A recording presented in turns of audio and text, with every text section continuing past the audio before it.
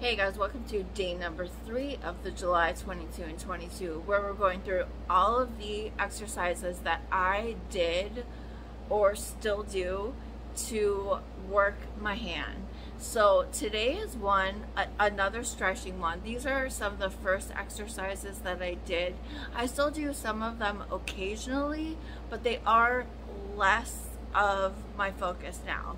But they were a big factor in my first stretching and how I got my fingers basically almost straight. So as you can see, I can actually hold my hand straight now.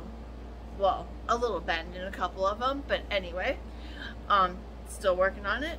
So the first one is going to be just trying to hold all those knuckles in a straight line. So as you can see, I've got my hand on the knuckle that I can reach, the middle one for the pinky finger, and almost the one on the ring finger as well. But then my thumb goes across all the second knuckles for all the fingers. So I really try to hold them straight when I'm stretching. And so the first one is just going to be bending the whole hand back in an extension position, trying to keep all those fingers straight. And depending on how much spasticity you have, this can be harder or easier for some. But I do have to say, as my fingers have gotten straighter over the time, it's easier to hold all 4 knuckles. So in the beginning, I do believe I really only got 3 of them, and the pinky one was kind of left to his own devices for a little while.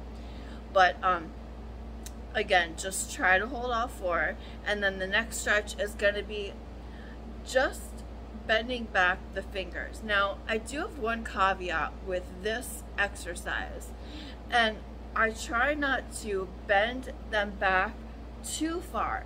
This is about how far I bend them back, because I did hyperextend one of my joints, and so the pinky finger, in fact I can show you, when it comes up, it is the last one come up. All my other fingers are coming up. Oh, and then as soon as it gets over the joint right here that is hyperextended, it will pop up. But it pops up quick. I don't know if you guys saw that, but it just has to work on getting past, and then it just pops right up, like it just, that knuckle moved into its hyperextended spot.